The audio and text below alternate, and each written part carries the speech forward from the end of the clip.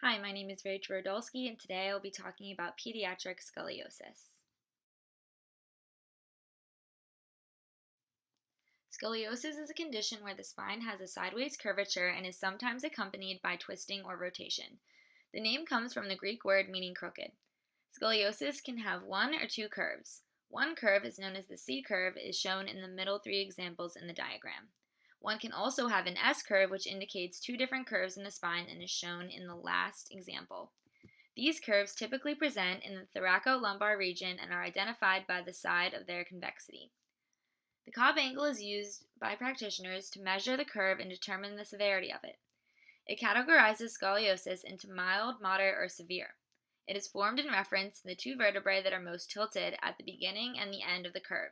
The Cobb angle helps decide what treatment for scoliosis is appropriate. Scoliosis does not only affect the appearance of the back and trunk, but other structures as well. It can cause protrusion of the ribs or the scapula. It can cause the waist to appear more bent on one side. It can appear that the shoulders or the hips are hiked. Scoliosis may not cause any traumatic symptoms, especially with mild curves, but a properly aligned spine works hand in hand with many other parts of the body. More severe forms can cause pain and can damage joints that lead to arthritis if left untreated. The cardiopulmonary systems can be compromised if the rib cage is pushed against the heart and lungs, making it harder to pump blood and breathe. It is also important to mention these cosmetic deformities the curves can create can cause distress and self-esteem issues, especially in adolescents. Congenital scoliosis is an inborn condition where the vertebrae are not correctly formed. This can mean one side of the vertebra does not form all the way, or multiple vertebrae get fused together either unilaterally or bilaterally. The next type has to do with the muscles and the nerves and is secondary to another medical condition like muscular dystrophy. Idiopathic scoliosis makes up the majority of the cases and does not have an exact cause. There is evidence that this form of scoliosis can be inherited. Out of the three age ranges, idiopathic scoliosis is most commonly onset during adolescent years. Puberty can facilitate development because of the natural growth spurts occurring in the body. Females are at higher risk for more severe curvature progressions than males are. Idiopathic scoliosis is not caused by compensatory curves secondary to issues like leg length discrepancies or hip contractures. It is also not due to muscle spasms or an injury. These underlying causes can be treated and the curvature will go away. In contrast, idiopathic scoliosis will not resolve without specific intervention. The goals of scoliosis treatment is to slow or prevent curve progression and improve appearance. For mild scoliosis, routine checkups and x-rays every few months are used to make sure the curves are not getting worse. If the child is moving into a more moderate progression of curvature, bracing might be utilized. Bracing helps keep the curve under control, but it will not reverse the scoliosis of the spine. Braces are not usually worn past puberty. Surgery is a likely option if the scoliosis progresses to severe forms at about 40 degrees or more. Spinal fusion is the most common procedure where the vertebrae are straightened and held in place with screws, hooks, wires, and/or rods and then fused together with a bone graft. This keeps the spine aligned and prevents progression after surgery. Social media in this day and age is not only a huge aspect of the internet, but also people's everyday lives. Children with scoliosis are many times around the age where they would be regularly using social media platforms such as Instagram, an app that shares pictures and videos that are personally uploaded. This study wanted to see how pediatric scoliosis is being portrayed and communicated by patients on social media versus how surgeons are using these social media platforms in general.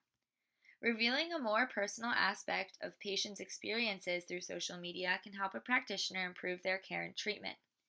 This particular study searched Instagram posts during a 1-year span using hashtags related to scoliosis, which met a multi-factor criteria. Posts were categorically evaluated for content including what aspect of scoliosis is presented and how it is portrayed. On the other hand, for reciprocal engagement, surgeons were studied on their use of social media in general. The top 5 most prestigious orthopedic institutions in the U.S. were chosen. Surgeons were grouped together by their hospital affiliation. They were searched on Instagram, Twitter, and LinkedIn for aspects like their use of social media, the amount of followers they have, and their professional and clinical references included.